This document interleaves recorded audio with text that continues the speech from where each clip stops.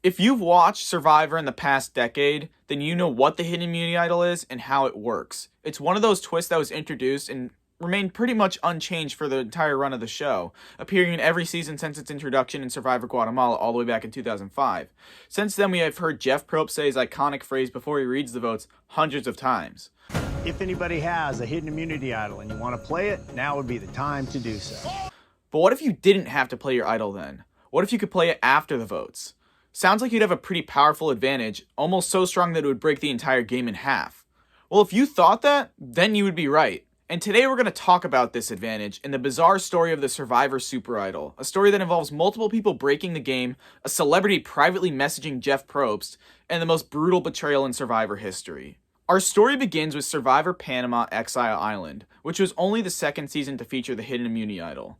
It was pretty clear that the producers were still trying to figure out how to make the advantage work. In the previous season, they just hid it in the woods and you had to play it before the votes. This meant that it was basically just a glorified immunity necklace, so the producers decided that they liked the idea of the advantage, but they needed to tweak it to make it more exciting. This caused them to go into the entirely opposite direction and made it so that you would not only play it after the votes were cast, but also after they were read, thus birthing the Super Idol into existence. Well, back then, it was just the hidden immunity idol. This version of the idol wouldn't be called the Super Idol officially for many years, but I'll get to that part later. The fans, though, would call this version the Super Idol to distinguish it from the regular version of the hidden immunity idol. Now, the producers are probably a bit nervous about just hiding this in the woods like last time, so they decided that they would introduce an entirely different mechanic to get to it, to balance it out from the previous version.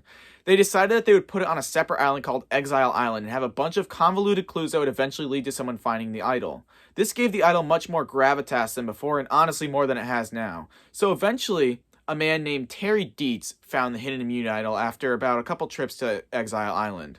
Sounds great for the producers then, right? They can test out the idol and see how it works. Well, the problem is that it turns out Terry was actually the greatest challenge performer the show has ever seen up to that point. And this might sound like a bit of a hyperbole because there are other people like Colby and Tom Westman who also won 5 individual immunity challenges, but the man also won 3 more individual rewards, meaning that he won 8 total challenges, which is more than anyone in Survivor history has won up till this day, and there's been 42 seasons. So Terry is basically a Survivor superhero. Even though he was at the bottom for pretty much the entire merge, and he had the idol, he never needed to use it because he won the immunity challenges from the merge all the way until the final 4, and then at the final 4 he didn't receive any votes. And then he got voted out at final 3 after the idol expired, which meant that the Super Idol ended up not being a factor in the season at all, which is kind of lame. So the producers said, we gotta get this to work somehow. And undeterred by the idol not being played, they decided they were gonna run it back and bring it in the same format as the last season. But this time they had a devious plan to make sure that it was gonna be played. So they started out by hiding the idol on an island just like in Panama. On day 5, Yul went to Exile Island, and being the super genius that he is, he solved all of the clues and found the idol on his first trip. This was awesome for the producers because it meant that Yul was pretty much guaranteed to use the idol at some point unless he somehow never got voted out. From here, we're going to fast forward to day 15, where we see the first example of a player coming up with a plan to get around the idol. This is when Cowboy came up with Plan Voodoo. Well, he didn't really come up with it. He sort of had a dream where a woman asked him for an American Express card in exchange for him learning the plan, which was basically just a vote split against the minority in case one of them had the idol. And I said, what do I need it for? She said, well, you need 3 of that and 3 of that. And I thought, 3 and 3. That's how you can defeat the immunity idol. You can flush it out. And I woke up and I go, whoa, Plan Voodoo. This is a pretty standard Survivor strategy now, but back then this was a pretty high-level strategy. It was also an important strategy with this idol since the holder didn't need to anticipate the vote going their way. They just had to wait for it to happen.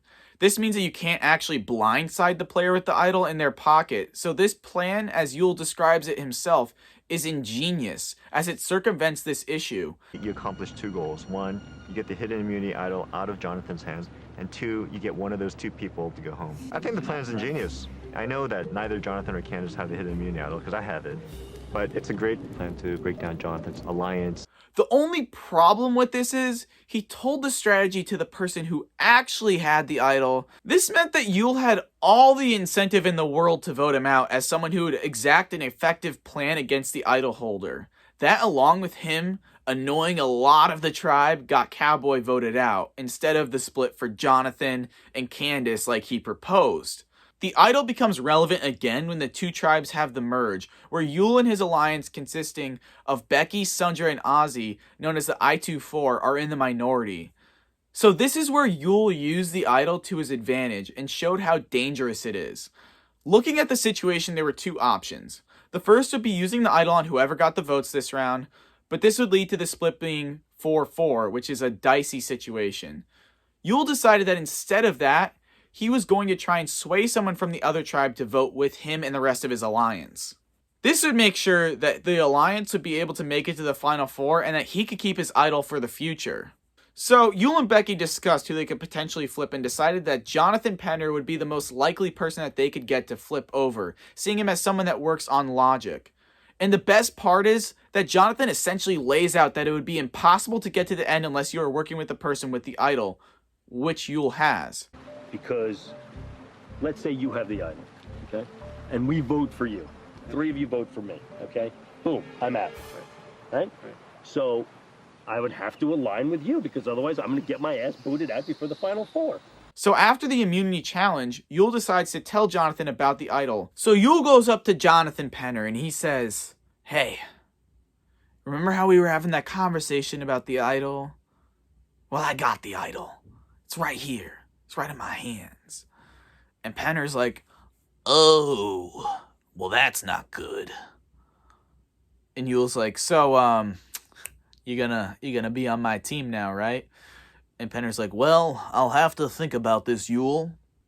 It's either that or we vote you out." Either way, people are going to be pissed. Either I'll have betrayed the Raro people and I'm a complete bastard, or I didn't jump over to the I-2 people and I'm a complete bastard who screwed them twice. I don't know what I'm going to do. This ends up paying off, though, as Jonathan decides to flip back to the I-24.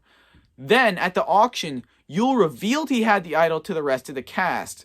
This was especially devastating for Candace, who was going back to Exile Island for the 3rd time, and thought that she could maybe find the idol, but obviously this dashed any hopes, and she had a pretty miserable stay on Exile Island after that reveal. At this point, due to the numbers, it was practically impossible to vote Yul out, unless the people voting for him were willing to sacrifice themselves just to get rid of the idol, and considering the I-24 were going to stay loyal to each other anyways, there was nothing the rest of the cast could do.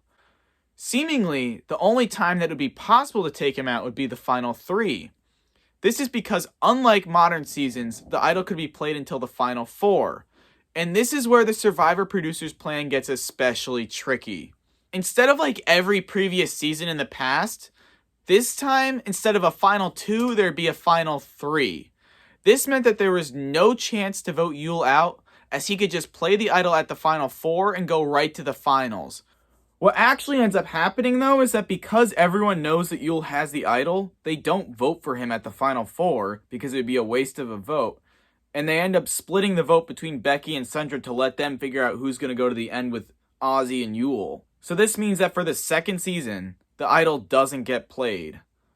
Yul would then go on to win the season in a 5-4 vote against Ozzy and Becky. Yul obviously had to use a lot of brains to make his strategy work, but it was impossible to do without the idol. Personally, I love this story of the underdog group coming back from what was an 8-4 deficit at the final 12 and then making it to the end, and it was really cool to see Yul abuse the power of the idol. It only really worked, though, because Yul was in the minority and had to overcome a lot to get to the end, even with it. The viewers and the Survivor producers both saw how this was an advantage that was too powerful in the right hands. So after this season, the idol was changed to the version that we know and love today, where it gets played before the votes are read, but after they're cast.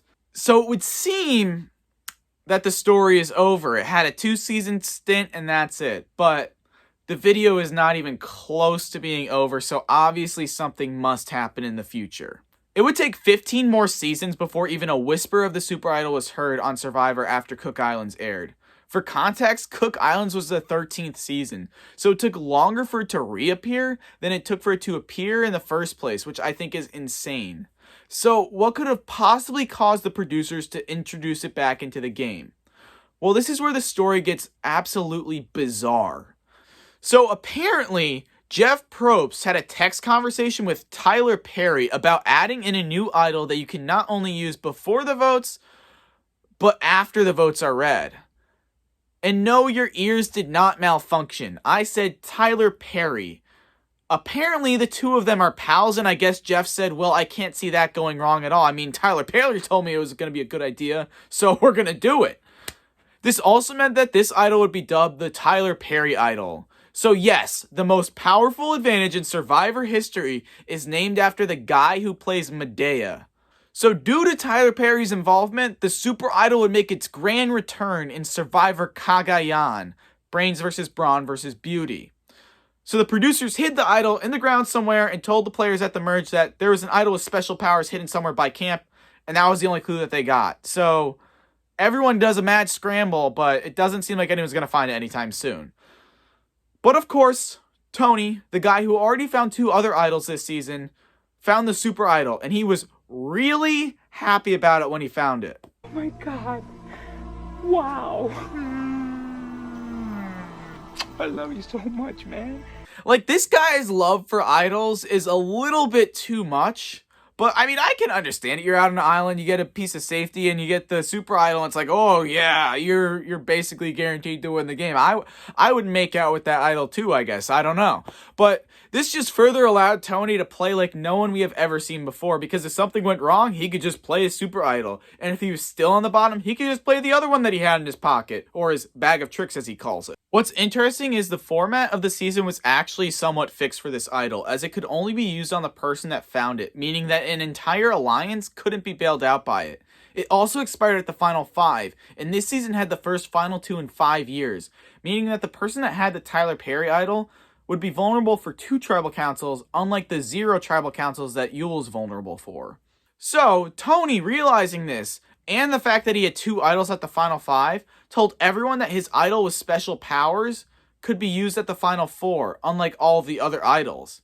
This was something that the rest of the cast believed, because it was a lot more reasonable than the actual power of the idol, and whether he actually would have been voted out or not at the final 4, he survived it because he didn't receive any votes. He then made it to the final 2 and won the game in a landslide. So, for the 3rd time, the idol existed and then didn't get played because the person that had it never got enough votes for it to work. This also means that 2 people won the game after getting the idol without even using it. My favorite part about this is that after the season, when Tyler Perry was asked about it, he hated the idol and wished that Tony had not found it. So what did you think when Tony found it? I wasn't happy. Yeah, I wasn't happy. I wasn't happy. Listen, I love cops and firemen and everybody. I just did not want Tony to find that damn idol. I didn't want him to find it. Now, Tyler was not alone in this, as most people were not exactly happy about it coming back, because it left for a reason. It was too strong and shouldn't be in the game because it breaks it in half. Apparently, the producers didn't even think it would be found to begin with either, as in a Reddit AMA, Jeff said that they buried it in the ground without a clue, so they kind of thought no one was going to find it.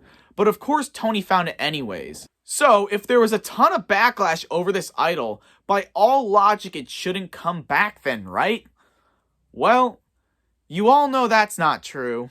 While you would think the producers had gotten the Super Idol out of their system, it turns out that they never actually put it into their system.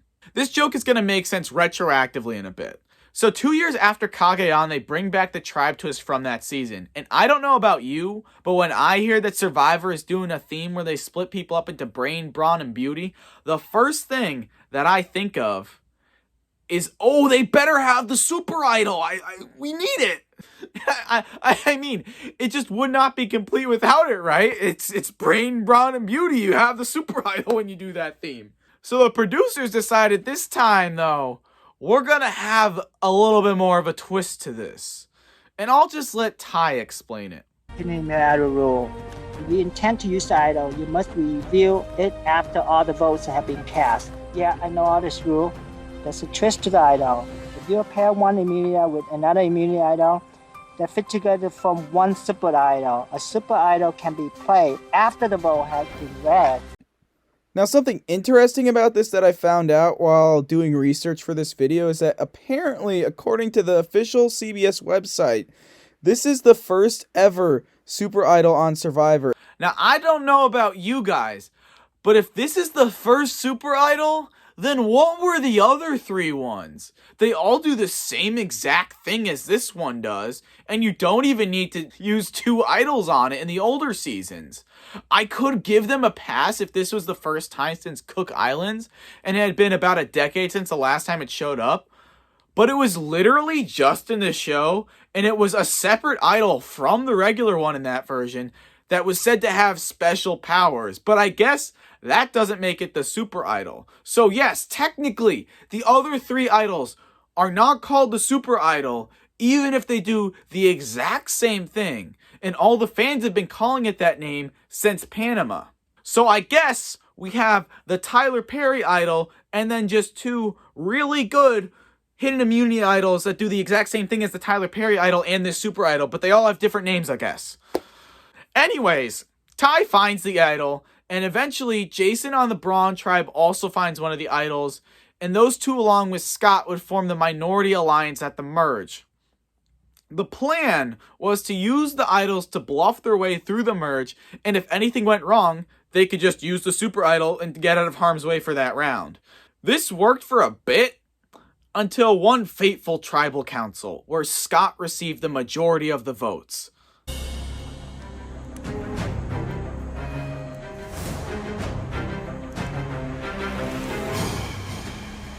What's going on? Wow. My God, when you watch this, you're like, oh, that is cold. That is cold. You told him he had a plan. He could have played the idol beforehand, but no, you made him think that you were going to play it with him in case something went wrong. That is nasty. That is nasty. So what happened was Aubrey before Tribal flipped Ty, and due to that, we got a pretty awesome blindside. This also killed off any potential for a Super Idol that season. This version was a lot more well received due to the trade-off of having to use 2 idols to get the Super Idol. But despite it being successful, we wouldn't see it again. Well, we would actually see the exact same idol that Ty had in Ghost Island, but there was no way to make it a Super Idol. So it seems like, okay, we had the original format, we got the new format, but they didn't bring the new format back. So if it doesn't come back, that means that the Tyler Perry version has to come back because this idol video is still going on, right? Nope. This time, in Heroes, Healers, Hustlers, on the starting boat, there was another Super Idol that Ryan found. The twist was, though, that he had to give it to somebody on the other tribe, and it was only good for one tribal council. So he gave it to Chrissy, and he used it not only to form a bond with her, but also his boy Devin. Chrissy didn't need to use the idol, though, but the trio ended up making it to the final 5 together, where Chrissy remembered, oh yeah, I still got this thing, and this Ben guy keeps finding idols and playing them. Maybe I should bluff that I found it this time. Super immunity necklace. And just be Wait. sorry, dude. Hold on. You have a necklace associated with your super immunity? So she kind of gives a half-ass bluff that doesn't work out, and Ben finds the idol, and he plays it that round anyways, and that's the last time we ever saw the Super Idol in Survivor. It kind of went out with a whimper. Even though Ryan made a really good use of it, he was not actually using the power, more so using the knowledge of it to build relationships. So now that we have talked about literally everything there is to talk about the Super Tyler Perry Special Edition Limited Time Only Idol, let's put it to the test and see how broken it is by looking at how the people that got it placed. Terry got 3rd, although he didn't need to use it. Tony and Yule both won. Considering they're the only people who actually had the original version of the advantage, that's seriously impressive, because 2 out of the 3 of them won and the other guy got 3rd place. I think it's partially because it was owned by players that are really good at understanding the game, but there's still a high success rate even then. And there's a lot of advantages that have been owned by a lot of smart people that don't have a success rate as high as it. What's even crazier is that Ty, Chrissy, and Ryan all made it to the final tribal council in their seasons, which is pure coincidence, but man, there is some serious good voodoo. Well, unless you're Scott or Jason. They kind of just crap the bed compared to their other contemporaries. So what do you guys think? Do you think that this is the most powerful advantage in Survivor history? What part of the story do you think is the most interesting? Personally, I'm a fan of the fact that Tyler Perry's sliding into Jeff Probst's DMs and saying, hey, boy, we need to make this super idol and you can name it after me. And then after the season, Jeff's like, yeah, if you guys want to blame someone for it, you can blame my boy Tyler Perry here. If you enjoyed the video, please like it and comment and subscribe, all that jazz. Really helps me out so I can grow and do more videos like this. If you have any ideas for something that you want me to do, let me know in the comments and blah, blah, blah, blah, blah, blah. I've been Alex. Let's keep it real. Okay, so I get these texts starting all the time. a couple of years ago from All the Tyler. time. I got an idea. Yes. I got an idea. This is exactly, and it'll be middle of the night, and my phone will go off, and I'll go, oh, it's Tyler Perry, huh? And you had one this year to do the idol. Lay it all on me because you got so much backlash for it. So lay it all on me.